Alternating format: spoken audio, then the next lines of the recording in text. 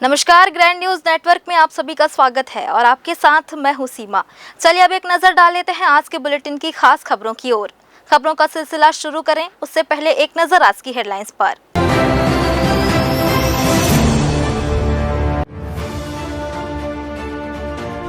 एक राष्ट्र एक चुनाव को लेकर अटल विश्वविद्यालय में हुई संगोष्ठी, मौजूद सभी ने इसका किया समर्थन।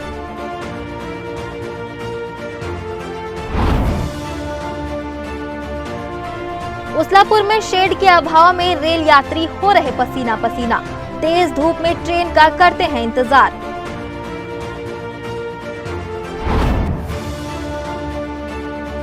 रेत माफियाओं के खिलाफ जिला प्रशासन हुआ सख्त, जगह जगह डंप खनीज पर हो रही कार्रवाई, वाहन किए जा रहे जब्त।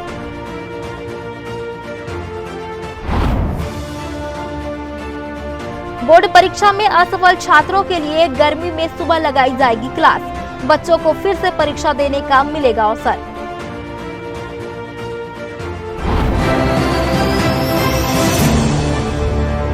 ये थी सुर्खियां और अब हम आगे बढ़ते हैं खबरों की ओर।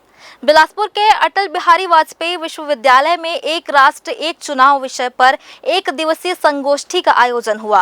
कार्यक्रम में केंद्रीय आवास एवं शहरी विकास राज्य मंत्री तोखन साहू मुख्य अतिथि के रूप में शामिल हुए, जबकि अध्यक्षता उप मुख्यमंत्री और जिले के प्रभारी मंत्री अरुण साव ने की। अटल बिहारी वाजपेयी विश्वविद्यालय में आयोजित संगोष्ठी में एक मत से पूरे देश में एक साथ चुनाव कराने के समर्थन में प्रस्ताव पारित किया गया। इसके साथ ही ऑपरेशन सिंदूर की सफलता के लिए प्रधानमंत्री नरेंद्र मोदी को बधाई दी गई। मुख्य अतिथि तोखन साहू ने कहा कि एक साथ चुनाव कराना आज के समय की आवश्यकता है और इससे देश को स्थिरता और संसाधनों की बचत होगी। देश एक चुनाव को लेकर के अटल बिहारी वाजपेयी विश्वविद्यालय में आज संगोष्ठी का आयोजन किया गया। एक देश एक चुनाव इस राष्ट्र के लिए बेहद उपयोगी है। हर पंचायत स्तर से लेकर के हमारे निगमों में भी आम जनता से भी इसके बीच में चर्चा हो रही है, सबसे प्रस्ताव मंगाए जा रहे हैं। जिस प्रकार देश में धारा 370 समाप्त हुआ कश्मीर से, जिस प्रकार राम मंदिर का निर्माण हुआ, जिस प्रकार से सिटीजन अमेंडमेंट एक्ट बिल लाया गया, देश के लिए कड़े और बड़े फैसले लिए गए। उसी एक बड़े फैसले में एक राष्ट्र एक चुनाव है। माननीय मोदी जी की सरकार के द्वारा ये राष्ट्र हित में उठाया गया एक बड़ा कदम है। एक राष्ट्र एक चुनाव इस विषय पर संगोष्ठी का आयोजन हुआ और आज जिस प्रकार से एक बड़े विमर्श का विषय बना हुआ है एक राष्ट्र एक चुनाव, और जिस प्रकार से हमारे देश में लगातार रिफॉर्म हो रहे हैं प्रधानमंत्री माननीय नरेंद्र मोदी जी के नेतृत्व में, तो आज इस पर विमर्श हो रहा है। विधि आयोग ने, चुनाव आयोग ने, नीति आयोग ने और संविधान समीक्षा समिति ने, सबने इस विषय पर अपने सुझाव दिए हैं। देश की सरकार ने पूर्व राष्ट्रपति रामनाथ कोविंद जी के अध्यक्षता में एक कमेटी भी बनाई, कमेटी ने भी सुझाव दिए हैं। तो देश में जनमत बने देश के लोग क्या चाहते हैं, इसे लेकर पूरे देश भर में इस पर संगोष्ठियां और अलग अलग कार्यक्रम आयोजित किया जा रहा है।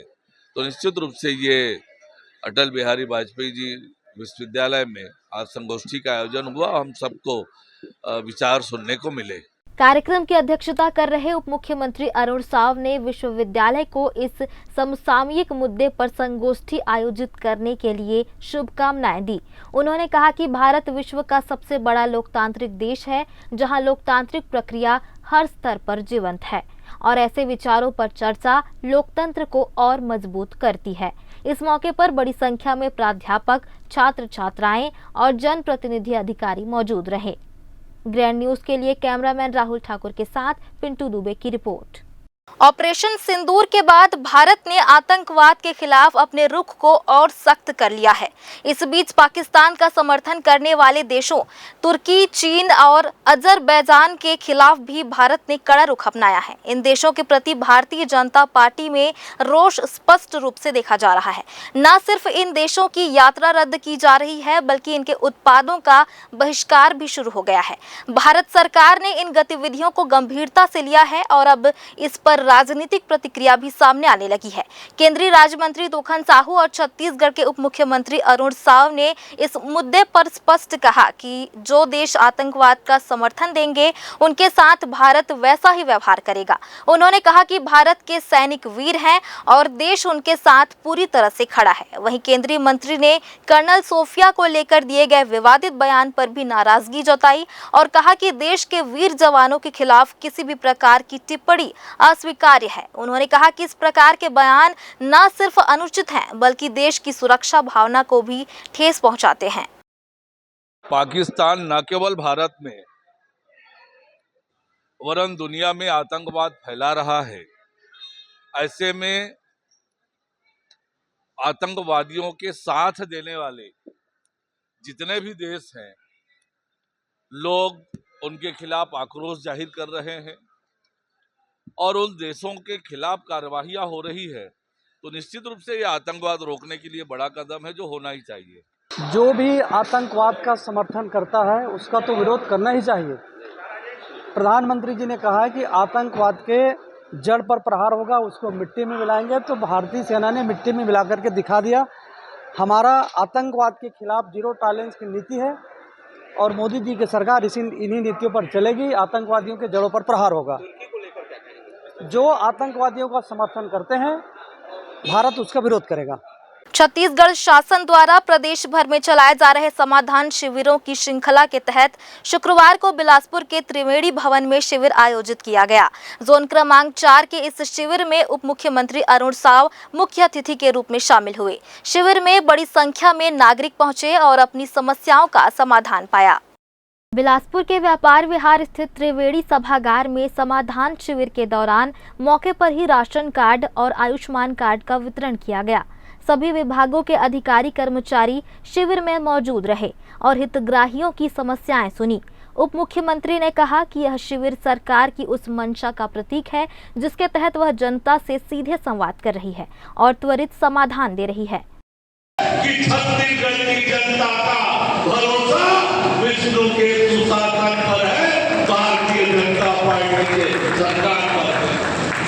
पहले कोई आवेदन नहीं देता था, कोई जाते नहीं थे थाने में, भाई नहीं जाते थे कि होगा नहीं, जाने का क्या मतलब है। और आज जब प्रदेश की जनता का विश्वास जागा है, प्रदेश की जनता का भरोसा जागा है, इतनी बड़ी संख्या में आप आए हैं, आपकी समस्याओं का निराकरण हो रहा है। कि सरकार आपके द्वार आए, सरकार आप तक पहुंचे, आपकी समस्याओं का निराकरण करे, यही तो राम राज्य है और ये विष्णु के सुशासन में हो रहा है। पूरी सरकार आपके पास आई। मांग है, किस तरह की समस्याएं हैं, उन मांगों को और उन समस्याओं का हम लोगों ने निराकरण किया और बहुत सारी ऐसी बातें आई हैं जिसके आधार पे हमें और आगे हमारी कार्य योजना क्या होनी है, उनका एक हम लोगों ने कार्य योजना बनाया है, उससे हम आगे काम भी करेंगे। अभी बहुत सारे आवेदन जो मांग स्वरूप के थे, जो लोकल लेवल पे हमारे पास बजट है, उन बजट से हम लोगों ने उसकी स्वीकृति दी है। बहुत सारे ऐसी मांगे हैं जो स्थानीय बजट से अभी स्वीकृति नहीं दी जा सकी है, उसको हम लोग प्राथमिकता निर्धारण करके बजट में शामिल करने के लिए शासन को अनुरोध पत्र भेजेंगे। और जो भी नई चीजें हैं, शिविर में उप मुख्यमंत्री ने स्पष्ट किया कि शासन स्तर की समस्याओं का भी शीघ्र समाधान किया जाएगा। उन्होंने कहा कि समाधान शिविर का उद्देश्य आम जनता को राहत देना है और सरकार इसके लिए पूरी तरह संकल्पबद्ध है। जिला कलेक्टर संजय अग्रवाल ने शिविर में प्राप्त आवेदनों और अब तक हुए निराकरण की जानकारी भी साझा की। ग्रैंड न्यूज के लिए कैमरामैन राहुल ठाकुर के साथ पिंटू दुबे की रिपोर्ट। बिलासपुर शहर में लगातार बढ़ते ट्रैफिक और सड़कों पर लगते जाम को देखते हुए ट्रैफिक विभाग ने प्रमुख चौराहों का सर्वेक्षण कर एक रिपोर्ट तैयार की है। इस रिपोर्ट में स्पष्ट किया गया है कि शहर के कई अहम चौराहों पर सड़कों की चौड़ाई पर्याप्त नहीं है, जिससे यातायात में लगातार बाधाएं उत्पन्न हो रही हैं। ट्रैफिक विभाग की टीम ने महामाया चौक, नेहरू चौक, राम सेतु, इंदिरा सेतु, वसंत विहार चौक और अशोक नगर चौक जैसे व्यस्त चौराहों का गहन निरीक्षण किया। सर्वे में पाया गया कि इन स्थानों पर सड़कें सक्रिय होने के कारण ट्रैफिक जाम की स्थिति आम हो गई है। कई बार एम्बुलेंस, फायर ब्रिगेड और अन्य आपातकालीन वाहनों को भी आवागमन में कठिनाई का सामना करना पड़ता है। यातायात व्यवस्था को सुचारू बनाने और लोगों को राहत देने के उद्देश्य से ट्रैफिक विभाग ने इन चौराहों के चौड़ीकरण का प्रस्ताव नगर निगम को भेजा है। विभाग का कहना है कि यदि इन चौराहों का चौड़ीकरण किया जाता है तो वाहनों को सुगम मार्ग मिलेगा और जाम की समस्या में काफी हद तक कमी आएगी। PHQ के दिशा निर्देश पर लगातार यातायात व्यवस्था को सरल, सुगम, सुव्यवस्थित बनाए जाने का प्रयास जारी है और इसी क्रम में संयुक्त टीम के द्वारा, जिसमें PWD और अन्य विभाग हैं, सभी के साथ जो है समन्वय करते हुए परस्पर आपसी संवाद के साथ समस्त जो चौक चौराहा है उसका अवलोकन किया गया है, निरीक्षण किया गया है और वहाँ पर जिस प्रकार यातायात व्यवस्था को और बेहतर बनाए जाने के प्रयास में वहाँ पर जो है कुछ बिंदु तैयार किए गए। इसी क्रम में समस्त चौक चौराहे का बेहतर यातायात प्रबंधन हेतु वहाँ पर चौड़ीकरण और वहाँ पर से जो अवैध अतिक्रमण किया गया है, जिसमें जो है दुकानदार हैं, फुटकर व्यवसायी हैं, अन्य लोग हैं, जिनके द्वारा खास करके चौक चौराहे को व्यवधान उत्पन्न की गई है, वहाँ पर जो है बेहतर यातायात प्रबंधन के तहत जो है स्टॉपर्स वगैरह लगाए जा रहे हैं। और हालांकि ट्रैफिक विभाग द्वारा पत्र भेजे जाने के बावजूद अब तक नगर निगम की ओर से कोई ठोस जवाब नहीं आया है। इससे स्थानीय प्रशासन की उदासीनता पर भी सवाल उठ रहे हैं। शहरवासी भी चाहते हैं कि यातायात व्यवस्था को लेकर ठोस कदम उठाए जाएं, ताकि उन्हें रोजमर्रा की आवाजाही में परेशानी का सामना न करना पड़े। कई चौक चौराहे जिसमें नेहरू चौक है, महाराणा प्रताप चौक है, आपका महामाया चौक है और इधर बस स्टैंड है और इधर जो है रिवर व्यू के दोनों चौक है, इंदिरा सेतु चौक और आपका जो है राम सेतु चौक, महामाया चौक, बसंत विहार चौक है, उधर बजरंग चौक है और मोहक्का चौक है, आदि चौकों पे ये व्यवस्था बनाई जा रही है। साथ ही इधर जो है महिमा तिराहा है, उन जगहों पर व्यवस्था बनाई जा रही है। ट्रैफिक विभाग का मानना है कि यदि नगर निगम समय रहते इस दिशा में कार्रवाई करता है तो शहर के प्रमुख चौराहों पर ट्रैफिक की भीड़ को नियंत्रित किया जा सकता है और सड़क दुर्घटनाओं की संख्या में भी कमी लाई जा सकती है। ग्रैंड न्यूज के लिए कैमरामैन अमर ध्रुव के साथ घनश्याम गंधर्व की रिपोर्ट। फिलहाल वक्त हो चला एक छोटे से ब्रेक का। ब्रेक के बाद भी खबरें जारी रहेंगी।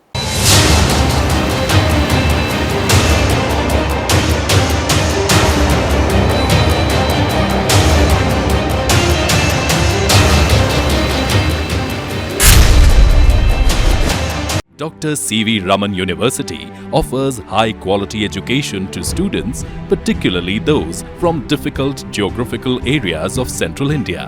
The flourishing 70-acre campus boasts of more than 120 state-of-the-art laboratories, smart classrooms, research centers, and a plethora of on-campus facilities that provide easy access. Dr. C.V. Raman University. Be the change. जय Jaya private ITI NCVT से मान्यता प्राप्त and ISO certified 10वीं पास विद्यार्थियों के लिए 2 year electrician course, COPA 1 year course, computer operating and programming assistant course, best classroom facility, admissions open. Jai Jaya private ITI, Riverview colony, Koni, Bilaspur, Chhattisgarh. Break के बाद आप सभी का स्वागत है। बिलासपुर के उसलापुर आदर्श रेलवे स्टेशन पर इन दिनों भीषण गर्मी यात्रियों के लिए मुसीबत बन गई है। प्लेटफॉर्म पर लगे शेड की लंबाई बेहद कम होने से AC कोच के यात्रियों को भी धूप में खड़े होकर ट्रेन का इंतजार करना पड़ता है। पसीने से तरबतर यात्री AC कोच तक पहुंचते पहुंचते परेशान हो जाते हैं। हालांकि अमृत भारत योजना के तहत उसलापुर स्टेशन के सौंदर्यीकरण और सुविधाओं में सुधार का काम जारी है। स्टेशन भवन को सुंदर बनाने, गेट चौड़ा करने और नए टाइल्स बिछाने का कार्य हो चुका है। स्टेशन के बाहर दीवार तोड़कर एक छोटा गार्डन भी तैयार किया गया है, लेकिन प्लेटफॉर्म पर लगे शेड का विस्तार अब तक नहीं किया गया। इतनी गर्मी है कि सहा नहीं जा रहा है। ऊपर से यहाँ पे शेड नहीं लगाया है। शेड की बहुत ही ज़्यादा ज़रूरी है और कितनी परेशानी, क्या इसको कितनी परेशानी हो रही है, भीषण गर्मी पड़ रही है? बहुत ज़्यादा गर्मी है, हद से ज़्यादा गर्मी है, सहन नहीं, मतलब सांस नहीं ले सकते, इतनी गर्मी है। तो प्रशासन को और अधिकारियों को ध्यान देना चाहिए कि पब्लिक अगर 5 मिनट के लिए भी खड़ी होती है तो ये गर्मी सहनशील से बाहर है, एकदम असहनशीलता है। हाँ, इसमें बिल्कुल लापरवाही नज़र आ रही है। यहाँ पर जो आ रहे हैं यात्री लोग, उनको बहुत दिक्कत हो रहा है और न पानी की सुविधा मिल पा रही है, न यहाँ पर ट्रैवल करने में बहुत दिक्कत हो रहा है। इसलिए कहाँ से ट्रैवल कर रहे हैं? हम अभी यहाँ बिलासपुर से जा रहे हैं, हम लखनऊ के लिए। कि कितनी परेशानी देखना पड़ हाँ, रहा है, इतनी परेशानी भीषण गर्मी पड़ रही है। बहुत भीषण गर्मी है और पंखे भी नहीं चल रहे हैं और न ही यहाँ पर शेड लगा हुआ है जिसमें यात्री ठीक से बैठ सकें, या वहाँ पर बैठने की व्यवस्था भी नहीं है यहाँ पर। तो आगे क्या चाहते हैं कि इसमें व्यवस्थाएं पूरी रेलवे तक मिलनी चाहिए? हाँ, रेलवे से हमें से यही उससे उत्कर्ष है कि हमको यहाँ पर शेड लगे और यात्रियों को सुविधा मिल सके, यहाँ पर पानी की व्यवस्था मिल सके। क्या है, बहुत सारे जो नल हैं वो यहाँ पर बंद भी पड़े हुए हैं एक्चुअल में, इसका हमें दिक्कत हुआ है। अरे यहाँ क्या है, जब गवर्नमेंट कोई सुविधा प्रोवाइड कराने के लिए तैयार है तो लोगों को जल्दी काम करना चाहिए। गर्मी का समय है, परेशानियाँ बढ़ चुकी है, लोगों को यात्रा करने में बड़ी दिक्कत हो रही है, ट्रेनों के इंतज़ार करने में। तो जो चीज़ें गवर्नमेंट देने के लिए तैयार है उसको जल्दी बनवाने में क्या समस्या है? यहाँ शेड लगना था जो अभी तक पूरी नहीं हो पाई है, उस पर किस तरह की देखते हैं? उस पर क्या है, धांधली है लोगों का, जिसको टेंडर मिला हुआ है, जो लोग कर रहे हैं, जो करने वाले हैं, उन लोग सब मतलब खाने पीने में और अपने काम में मस्त है। जो लोगों को परेशानी हो रहा है उसको कोई देख नहीं रहे। इस तरह सरकार को ध्यान देना चाहिए और एक्शन लेना चाहिए इसके लिए। रेलवे के अधिकारी लोग इस तरफ ध्यान देना चाहिए उन लोगों को और जल्दी से जल्दी काम करवाना चाहिए, क्योंकि गर्मी है। और खुद ही आके खड़ा होकर देखे, 10 मिनट समझ में आ जाएगा चीज़ें। सबसे ज्यादा परेशानी प्लेटफॉर्म नंबर 1 और 2 पर हो रही है। यहाँ कटनी, बिलासपुर, रायपुर, दुर्ग और गोंदिया की ओर से आने जाने वाली प्रमुख ट्रेनों का स्टॉपेज है। शेड की लंबाई महज 50 मीटर है, जिससे सिर्फ 2-3 कोच के यात्री ही इसकी छाया में खड़े हो पाते हैं। बाकी जनरल, स्लीपर और एसी कोच के यात्रियों को तेज धूप झेलनी पड़ रही है। हालांकि स्टेशन पर नया FOB और लिफ्ट लगाई गई है, फिर भी यात्री बुनियादी सुविधा जैसे पूरे प्लेटफॉर्म पर शेड की कमी से जूझ रहे हैं। यात्रियों की मांग है कि शेड का विस्तार जल्द किया जाए ताकि गर्मी में राहत मिल सके। ग्रैंड न्यूज के लिए कैमरामैन अमर ध्रुव के साथ घनश्याम गंधर्व की रिपोर्ट। बिलासपुर शहर की विद्युत व्यवस्था को लेकर तिफरा स्थित क्षेत्रीय मुख्यालय में Chhattisgarh state power distribution company limited की अहम बैठक हुई। कार्यपालक निर्देशक AK अम्बस्ट ने अधिकारियों की क्लास लेते हुए विद्युत आपूर्ति में लापरवाही को गंभीरता से लिया और व्यवस्था में तत्काल सुधार लाने के निर्देश दिए। तिफरा मुख्यालय में आयोजित समीक्षा बैठक में बिलासपुर नगर वृत्त के अधीक्षण अभियंता, कार्यपालन अभियंता और सहायक अभियंताओं की मौजूदगी रही। कार्यपालक निर्देशक AK अम्बस्ट ने साफ कहा कि आम उपभोक्ताओं की शिकायतों का समय पर समाधान हो, इसके लिए AE और JE को कार्यालय में समय पर मौजूद रहना होगा। 11, साढ़े 11, 12 बजे के आसपास जो है समस्याएं कुछ लोकेशन में, कुछ क्षेत्र में आ रही हैं। तो उन क्षेत्रों में तो जो आवश्यक काम है वो हम कर ही रहे हैं। साथ ही रात में हम अपने एक मेंटेनेंस गैंग जो कि JE और TD या टेक्नीशियन अप्रेंटिस के द्वारा लीड की जाएगी, वो रहेगी और वो रात में जो समस्याएं आएंगी उनका त्वरित गति से निराकरण करेंगे। इसका मॉनिटरिंग जो है, जो भी संबंधित हमारे कार्यपालन यंत्री वो करेंगे और पूरा मॉनिटरिंग जो है वो अधीक्षण यंत्री शहर जो है उनके द्वारा की जाएगी। ये नंबर जारी वगैरह कुछ किस प्रकार जो FOC के हमारे नंबर हैं, जो उनको फिर से हम लोग पेंट करके लिखवाएंगे वहाँ पर, और साथ में पेपर वगैरह में पब्लिश कराने के लिए कार्रवाई कर रहे हैं। इसके अलावा हमारा सेंट्रल कॉल सेंटर 1912 भी है, जिसमें कंप्लेंट दर्ज होती है।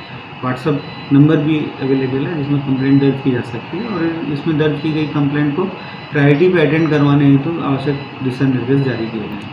बैठक में ED ने बिजली व्यवस्था की सतत निगरानी पर भी जोर दिया। अधीक्षण अभियंता और कार्यपालन अभियंताओं को अपने अपने क्षेत्र की लगातार मॉनिटरिंग करने और फील्ड में सक्रिय रहने के निर्देश दिए गए। उन्होंने यह भी कहा कि उपभोक्ताओं की शिकायतों को अनदेखा करना अब बर्दाश्त नहीं किया जाएगा। ग्रैंड न्यूज के लिए कैमरामैन राहुल ठाकुर के साथ पिंटू दुबे की रिपोर्ट। छत्तीसगढ़ में हमर क्लिनिक और उप स्वास्थ्य केंद्रों के निर्माण कार्य में देरी अब प्रदेश व्यापी मुद्दा बनता जा रहा है। ठेकेदारों को 15 महीने से भुगतान नहीं मिला है, जिससे कई काम अधूरे छूट गए हैं। बिलासपुर डिवीजन में 121 में से 62 कार्य पूरे हो चुके हैं, जबकि बाकी कार्य भुगतान के अभाव में रुके हुए हैं। विभागीय स्तर पर शुक्रवार को एक बैठक आयोजित की गई, जिसमें 10 दिनों के भीतर भुगतान प्रक्रिया शुरू करने का आश्वासन दिया गया है। विभाग के कार्यपालन अभियंता का कहना है कि जैसे ही भुगतान शुरू होगा, बाकी बचे कार्य भी फिर से प्रारंभ करा दिए जाएंगे।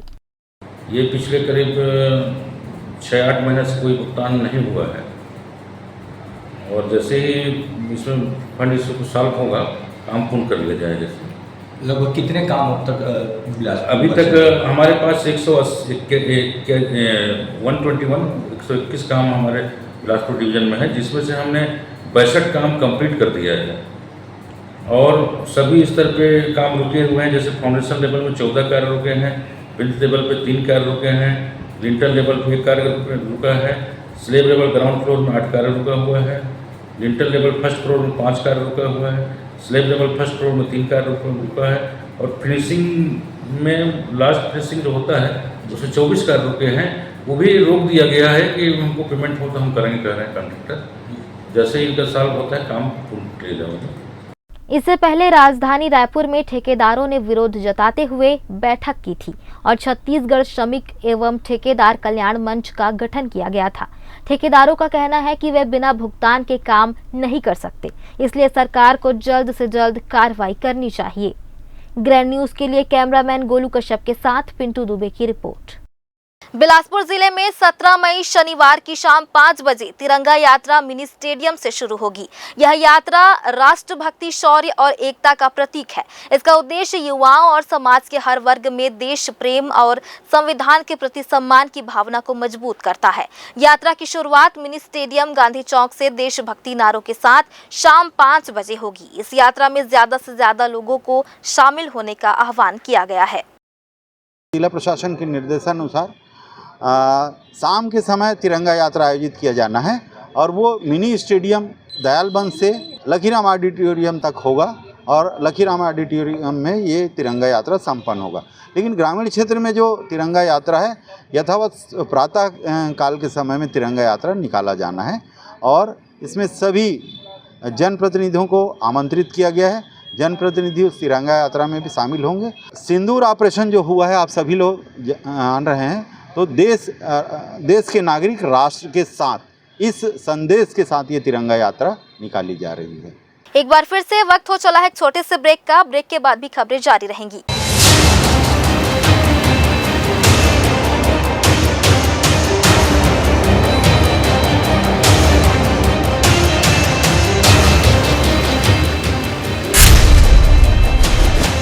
Dr. C.V. Raman University offers high-quality education to students, particularly those from difficult geographical areas of Central India. The flourishing 70-acre campus boasts of more than 120 state-of-the-art laboratories, smart classrooms, research centers, and a plethora of on-campus facilities that provide easy access. Dr. C.V. Raman University. Be the change. Jaya private ITI NCVT से मान्यता प्राप्त and ISO certified 10वीं पास विद्यार्थियों के लिए 2 year electrician course, COPA 1 year course, computer operating and programming assistant course, best classroom facility, admissions open. Jaya private ITI, Riverview colony, Koni, Bilaspur, Chhattisgarh. Break के बाद आप सभी का स्वागत है। बिलासपुर खनिज विभाग द्वारा खनिजों के अवैध उत्खनन, परिवहन पर कार्रवाई की गई।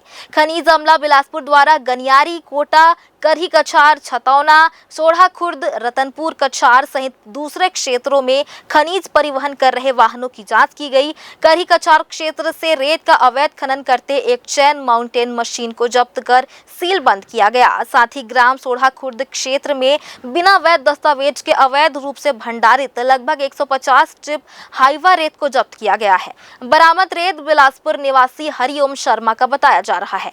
ग्राम कछार अंतर्गत खनिज मुरुम का अवैध अवैध परिवहन करते पाए जाने पर एक हाईवा वाहन को भी जब्त कर थाना कोनी में रखा गया है।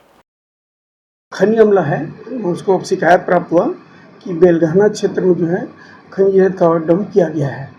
मौके पर खनिज विभाग द्वारा खनिज अमला द्वारा जाँच किया गया तो सोनाखुर्द जो रेत खदान है उसी के बाहर क्षेत्र में लगभग 150 हाईवा रेत जो भंडारित होना पाया गया अवैध रूप से, उसको जब्ती की कार्रवाई की गई है। करी कछार में जो है लीज क्षेत्र से बाहर है ना खुदाई करते पाए जाने पर एक चेन माउंटेड मशीन को सील किया गया है और संबंधित को नोटिस दिया गया है। खनिज विभाग द्वारा जो लगातार जिले के सभी क्षेत्रों में नियमित जो है खनिज के उत्खनन पर भंडारण की स्थिति की जांच की जा रही है और जहां भी अवैध की स्थिति पाई जाती है वहां खनिज विभाग प्रकरण दर्ज कर कार्रवाई की जा रही है। बिलासपुर से आई यह घटना इंसानियत को शर्मसार कर देने वाली है। एक मासूम से दिखने वाले बच्चे ने जो किया वह हैवानियत की मिसाल बन गया। उसने नन्हे पिल्लों को एक एक कर बोरे में भरा और जमीन पर बेरहमी से पटक दिया। एक पिल्ले को तो करीब 15 फीट गहरे गड्ढे में फेंक दिया गया। इस क्रूर कृत्य का वीडियो सोशल मीडिया पर सामने आते ही हर संवेदनशील दिल सिहर उठा है। यह घटना न सिर्फ पशुओं पर हो रही हिंसा का सबूत है बल्कि सवाल भी खड़े करती है कि इतनी कम उम्र में भी किसी के भीतर इतनी क्रूरता कैसे घर कर सकती है। बिलासपुर जिले के मस्तूरी थाना क्षेत्र अंतर्गत एक शर्मनाक घटना सामने आई है, जहां गौवंश के साथ अप्राकृतिक कृत्य करते हुए एक युवक का वीडियो सोशल मीडिया में तेजी से वायरल हो गया है। बताया जा रहा है कि यह वीडियो लावर गांव का है, जिसे देखकर क्षेत्र में आक्रोश फैल गया। गौ रक्षकों ने मामले की शिकायत थाने में दर्ज कराई, जिसके बाद पुलिस ने तत्परता दिखाते हुए आरोपी युवक को गिरफ्तार कर लिया है। एक बार फिर से वक्त हो चला है एक छोटे से ब्रेक का। ब्रेक के बाद भी खबरें जारी रहेंगी। बने रहिए ग्रैंड न्यूज नेटवर्क के साथ।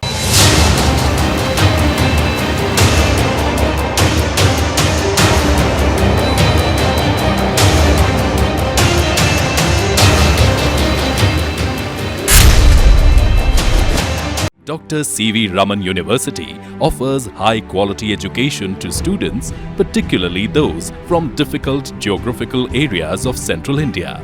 The flourishing 70-acre campus boasts of more than 120 state-of-the-art laboratories, smart classrooms, research centers, and a plethora of on-campus facilities that provide easy access. Dr. C.V. Raman University. Be the change. Jaya private ITI NCVT से मान्यता प्राप्त and ISO certified 10वीं पास विद्यार्थियों के लिए 2 year electrician course, COPA 1 year course, computer operating and programming assistant course, best classroom facility, admissions open.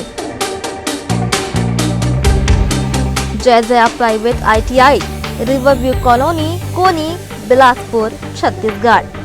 Break के बाद आप सभी का स्वागत है। 15 साल बाद 5वीं 8वीं बोर्ड की परीक्षा फिर से शुरू हुई है। इस परीक्षा के उत्तर पुस्तिकाओं का ब्लॉक बदलकर मूल्यांकन किया गया। जिले में 5वीं में 88.97% और 8वीं में 78.79% परीक्षार्थी उत्तीर्ण हुए। वहीं बोर्ड परीक्षा में असफल रहने वाले 9,244 छात्रों को गर्मी की छुट्टी में पढ़ाया जाएगा। जिले में कक्षा 5वीं में लगभग 11% और कक्षा 8वीं में 21% बच्चे उत्तीर्ण नहीं हो पाए। उन सभी बच्चों को गर्मी की छुट्टी में स्कूल लगाकर फिर से पढ़ाया जाएगा। इसके लिए जिला अस्पताल शिक्षा कार्यालय में कार्य योजना बनाने का काम शुरू कर दिया गया है। स्कूलों को इस संबंध में आदेश जारी किया जाएगा। इसके बाद शिक्षकों को स्कूल जाकर बच्चों को सुबह के समय पढ़ाना होगा।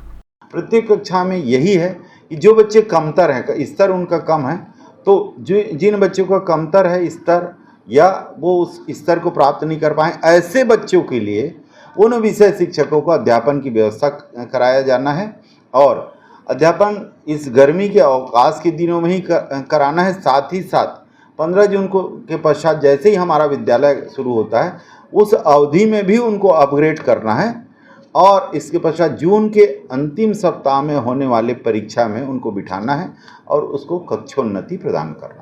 सरकारी एवं निजी स्कूलों में पढ़ने वाले कक्षा 5वीं 8वीं के परीक्षार्थियों के केंद्रीकृत परीक्षा आयोजित किए गए थे। इसके परिणाम 1 अप्रैल को जारी किए गए। जिले में कक्षा 5वीं में दर्ज 26,028 परीक्षार्थी में से 23,157 परीक्षार्थी पास हुए और कक्षा 5वीं के उत्तीर्ण परीक्षार्थी का प्रतिशत 88.97% रहा। वहीं 2,871 छात्र असफल रहे।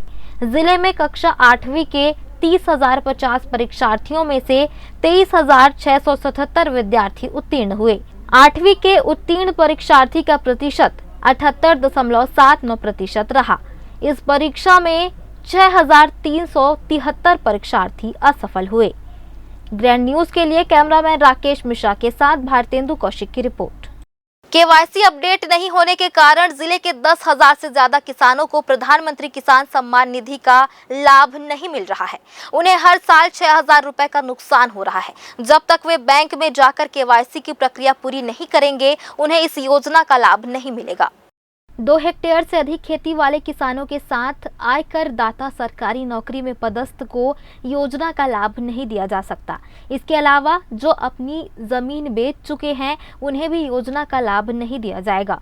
दरअसल कई ऐसे किसान हैं जो अपनी जमीन बेच चुके हैं, लेकिन अभी भी उन्हीं के नाम पर जमीन है। जमीन का नामांतरण नहीं हुआ है। हम किसान का जो पंजीयन है, बीज खरीदी में धान विक्रय करते हैं किसान, वो कोऑपरेटिव समितियों के माध्यम से 1,37,372 किसान ने पंजीयन कराया है। उसमें से 1,12,000 किसान अपने मतलब जिनको KYC हो रहा है, 1,12,000 किसान है ना। उसमें से अब कितने 10,000 हैं कि 15,000 हैं, इसको कुछ नहीं कह सकते। इतना है कि मतलब जो किसान 1,37,372 किसान हैं, उनमें से कितने किसान पात्र हैं और कितने अपात्र हैं। जो पात्र हैं उन किसानों का अपन मतलब REO के माध्यम से उनको एक डोर टू डोर जाकर किसानों को मतलब पहचान करेंगे, और जो पात्र हैं उनका KYC करवाया जाएगा। और जो अपात्र हैं, वो अब कितने अपात्र हैं उसको परीक्षण करेंगे, वो बाद ही पता चलेगा। वो अपात्र हो जाएंगे तो अपात्र रहेंगे, 10,000 या 9,000 हो सकता है, 5,000 हो सकता है, 15,000 भी हो सकता है। प्रधानमंत्री किसान सम्मान निधि, जिसे PM किसान योजना भी कहा जाता है, उसके अंतर्गत हर साल पात्र किसानों को 6,000 रुपए 3 किश्तों में केंद्र सरकार द्वारा दी जाती है। भारत सरकार की इस योजना का उद्देश्य किसानों को आर्थिक सहायता प्रदान करना है। इस योजना का लाभ जिले के 1,12,000 किसान उठा रहे हैं, पर अभी 10,000 से ज्यादा किसान इस योजना का लाभ पाने से वंचित हैं। हाल ही में कलेक्टर संजय अग्रवाल ने कृषि विभाग के योजनाओं की समीक्षा करते हुए इन किसानों को 1-2 माह के भीतर योजना का लाभ दिलाने कहा है। ग्रैंड न्यूज के लिए कैमरामैन राकेश मिश्रा के साथ भारतेंदु कौशिक की रिपोर्ट। बिलासपुर के पुराने बस स्टैंड स्थित इमलीपारा रोड से 1 साल पहले हटाए गए 80 दुकानदार आज भी अपने पुनर्वास का इंतजार कर रहे हैं। स्मार्ट सिटी परियोजना के तहत तोड़ी गई दुकानों के बदले निगम ने नए कॉम्प्लेक्स में दुकान देने का वादा किया था, लेकिन 1 साल गुजर जाने के बाद भी इन दुकानदारों को ना तो दुकानें मिली और ना ही कोई स्पष्ट जानकारी। देखिए क्या है पूरा माजरा। बिलासपुर के पुराने बस स्टैंड में 8.96 करोड़ की लागत से तैयार हो रहा नया व्यावसायिक परिसर इन्हीं प्रभावित दुकानदारों के लिए बनाया गया था। नगर निगम ने हाई कोर्ट में शपथ पत्र देकर यह भरोसा दिलाया था कि कॉम्प्लेक्स उन्हीं को नाम मात्र शुल्क पर आवंटित किया जाएगा, लेकिन वादा अब तक सिर्फ कागजों तक ही सीमित रह गया है, जिससे प्रभावित परिवारों की आर्थिक स्थिति बद से बदतर होती जा रही है। साल भर हमारा आज पूरा हो गया है, दुकान अभी तक अलॉटमेंट हमको नहीं किया गया है। सभी व्यापारी बहुत परेशान हैं। निगम अधिकारियों क्या करें, इस बारे में आपसे बात हुई? निगम अधिकारियों से बात हुई है। निगम अधिकारी जो है केवल आश्वासन दिए जा रहे हैं, आज करेंगे, 2 महीने बाद करेंगे, बस टाइम ऊपर टाइम मिला जा रहा है, बाकी हमको अलॉटमेंट नहीं किया जा रहा है। क्या मोमबत्ती जाए तो आपको दुकान मिल जाएगी?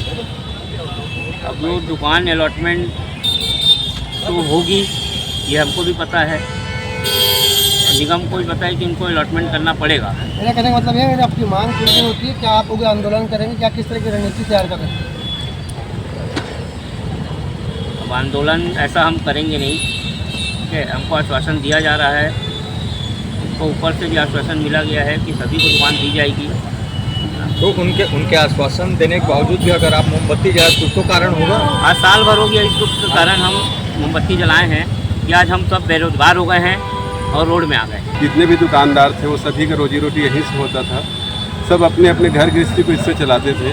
हमको ये बोला गया था कोर्ट के आदेश के हिसाब से कि आपको 6 महीने में व्यवस्थापन करके दुकान बना करके आपको दे दिया जाएगा। 15 मई को हमारी दुकानें टूटी थी, आज 15 मई पूरा 1 वर्ष हो गया है।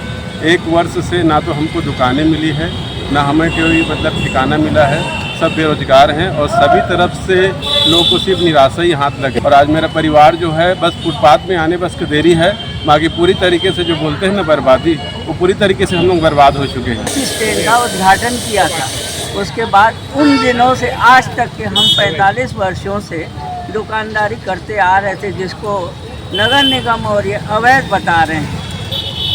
निगम ऑफिस और हमारे कलेक्टर, विधायक, मंत्री महोदय से करबद्ध निवेदन है कि हम बेरोजगारों के लिए, हमारे परिवारों के लिए थोड़ा सा तरस खाएं और हमें दुकान अलॉटमेंट की जाए, क्योंकि कोर्ट के द्वारा भी यही बोला गया था कि आपको दुकान दी जाएगी। 15 दिन का समय दिया था और 15 घंटे में हमारी दुकानें तोड़ दी गई, जिससे हमारा लाखों का नुकसान हुआ है। आज हमारे बच्चे रोड पे आ चुके हैं, हम कहाँ जिए कहाँ मरे, ये कंडीशन आ चुकी। रोजगार छीनने के बाद ये व्यापारी बेरोजगारी, कर्ज और सामाजिक असुरक्षा से जूझ रहे हैं।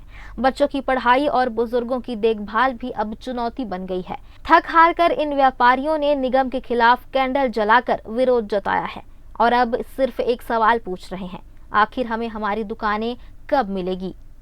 ग्रैंड न्यूज के लिए कैमरामैन गोलू कश्यप के साथ पिंटू दुबे की रिपोर्ट।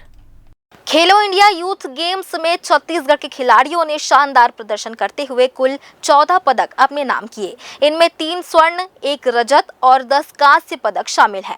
यह प्रदर्शन राज्य की खेल प्रतिभाओं में हो रहे सकारात्मक बदलाव का संकेत देता है। खास बात यह रही कि बिलासपुर के थांग ता खेल से 2 युवा खिलाड़ी आलिया अख्तर और किरण साहू ने कांस्य पदक जीतकर प्रदेश का नाम रोशन किया। इस प्रतियोगिता में देश भर के 31 राज्यों की टीमों ने भाग लिया और विभिन्न खेलों में अपनी प्रतिभा का प्रदर्शन किया। छत्तीसगढ़ की इस सफलता से यह स्पष्ट होता है कि राज्य में खेल संस्कृति लगातार मजबूत हो रही है और छोटे शहरों व ग्रामीण इलाकों से भी प्रतिभाशाली खिलाड़ी सामने आ रहे हैं। ऐसे आयोजन न सिर्फ खिलाड़ियों को अपने खेल को निखारने का अवसर देते हैं, बल्कि भविष्य के लिए उन्हें राष्ट्रीय और अंतर्राष्ट्रीय स्तर पर आगे बढ़ने का रास्ता भी प्रदान करते हैं। एक बार फिर से वक्त हो चला है एक छोटे से ब्रेक का। ब्रेक के बाद भी खबरें जारी रहेंगी। बने रहिए ग्रैंड न्यूज नेटवर्क के साथ।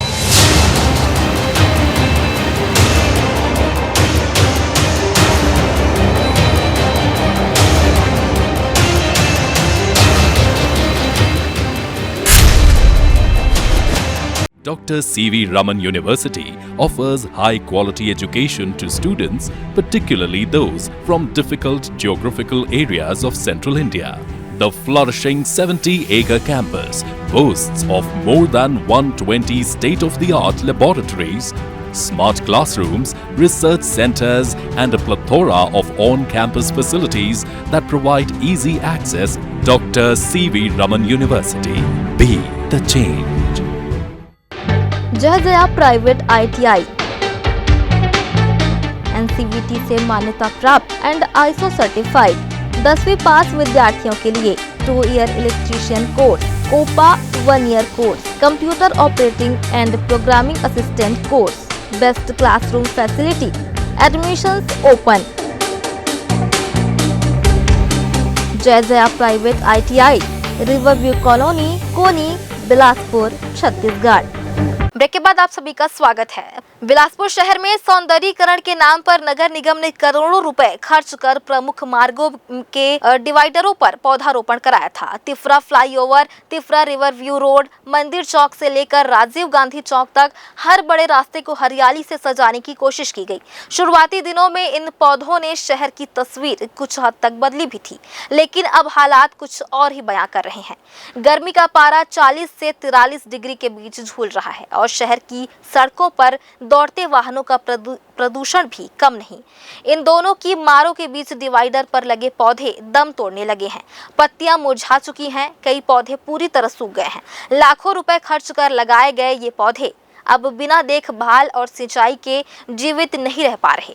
शहर में लगे ये सूखे पौधे एक मौन पुकार कर रहे हैं। तुम इंसानों के पास गर्मी से बचने के लिए एसी, पंखा, कूलर है, लेकिन हमें तो बस थोड़ा पानी चाहिए। बदले में हम तुम्हें ऑक्सीजन देंगे, छांव देंगे, वातावरण को साफ रखेंगे और धूल को थाम लेंगे। हमारी हरियाली तुम्हारे शहर को सुंदर बनाएगी और एक दिन हम तुम्हारे अंतिम संस्कार में लकड़ी के रूप में भी काम आएंगे। नगर निगम की जिम्मेदारी सिर्फ पौधे लगाना नहीं, उनकी देखभाल भी करना है। यदि समय रहते इन सूखते पौधों की सुध नहीं ली गई तो न सिर्फ करोड़ों रुपए बर्बाद हो जाएंगे, बल्कि शहर का हरियाली का सपना भी अधूरा रह जाएगा। यह सिर्फ एक पर्यावरणीय समस्या नहीं, बल्कि प्रशासनिक लापरवाही का उदाहरण भी है। जरूरत है इस तरह की योजनाओं को सिर्फ कागजों पर सफल दिखाने की नहीं, बल्कि जमीन पर उसे जीवित रखने की। गर्मी के इस मौसम में यदुनंदन नगर के वार्ड नंबर 6 में दूषित पानी के कारण पीलिया का संक्रमण तेजी से फैल रहा है। स्थानीय लोगों ने बताया कि सालों से खराब और फटी हुई पाइपलाइन से पानी में गंदगी मिल रही है, जिससे बच्चे और बुजुर्ग बीमार पड़ रहे हैं।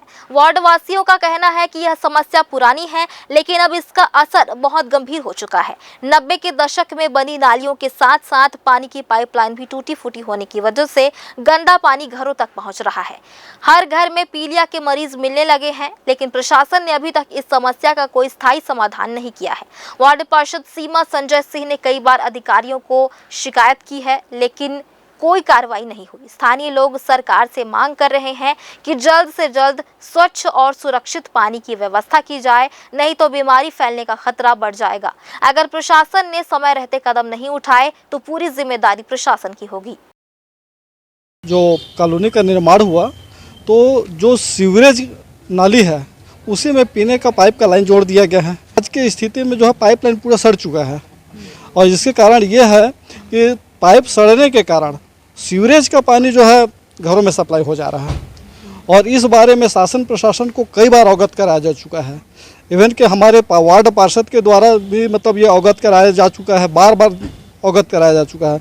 उसके बावजूद भी शासन प्रशासन के द्वारा पाइपलाइन बदलने के लिए कोई कारगर कदम नहीं उठा रहे हैं, जिसका नतीजा आज ये है कि मेरे अंदाज से लगभग 100-150 लोग आज यदुनंदन नगर में पीलिया से ग्रसित हैं। यहाँ का पानी बहुत ख़राब आ रहा है। ये सबसे पहले तो पुरानी है यहाँ का जो पाइपलाइन है जी। तो उसमें पानी जब भी यहाँ तो 2-3 साल से यहाँ पे पानी गंदा ही आ रहा है। हर साल पीलिया का शिकायत यहाँ पे होता ही है, पर अभी हर साल से हम लोग दे रहे हैं, लिखित में दे रहे हैं, मौखिक में दे रहे हैं। सभी अधिकारियों को हमने इससे अवगत करा दिया है, पर किसी ने आज तक संज्ञान नहीं लिया। या तो पाइपलाइन बदली करवाएं या तो फिर उसके लिए कुछ और भी उपचार कराएं ताकि पानी साफ आए, निर्मल आए। पानी आए दिन ना गंदा आता है।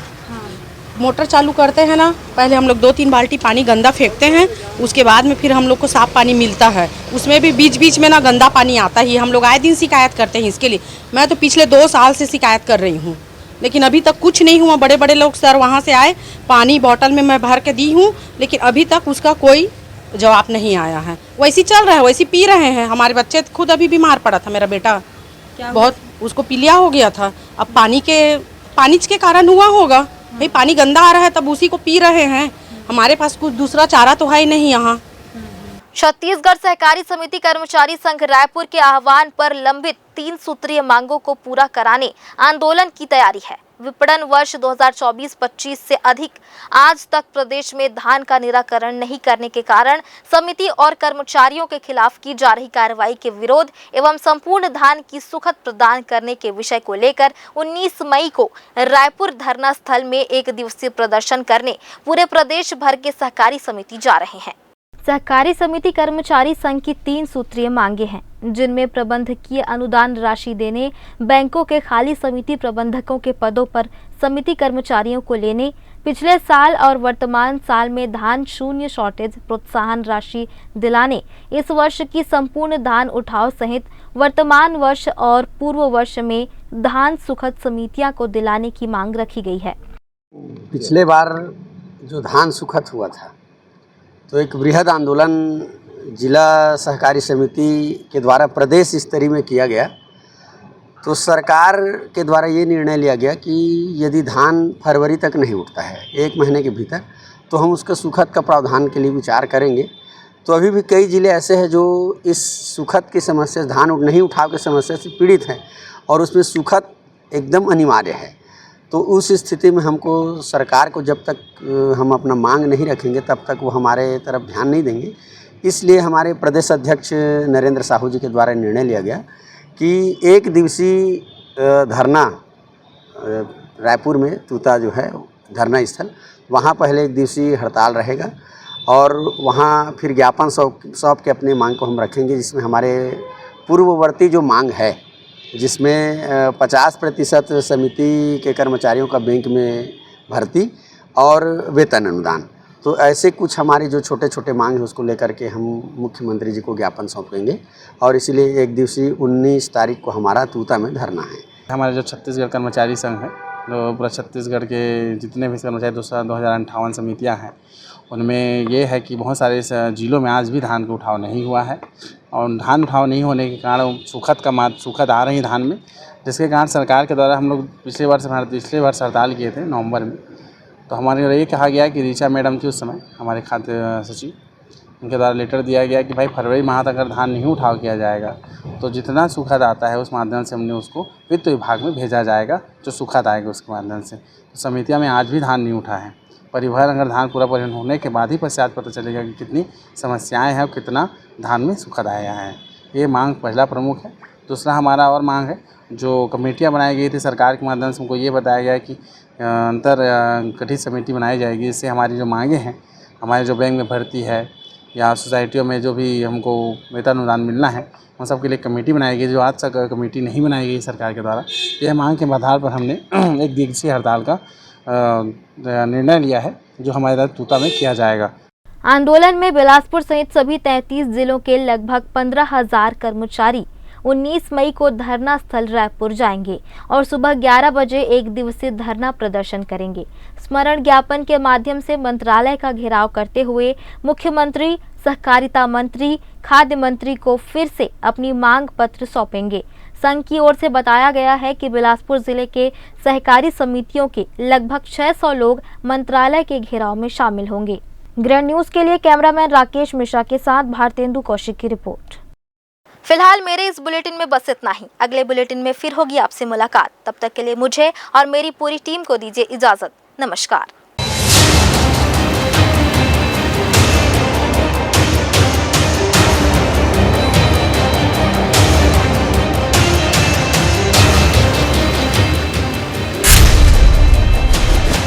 Dr. C.V. Raman University offers high-quality education to students, particularly those from difficult geographical areas of Central India.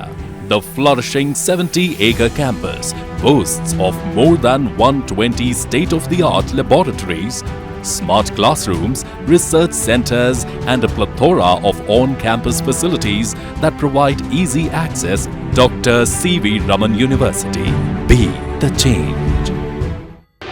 जय जया प्राइवेट ITI NCVT से मान्यता प्राप्त एंड ISO सर्टिफाइड 10वीं पास विद्यार्थियों के लिए 2 year electrician course, COPA 1 year course, computer operating and programming assistant course, best classroom facility, admissions open. Jai Jaya private ITI, Riverview colony, Koni, Bilaspur, Chhattisgarh.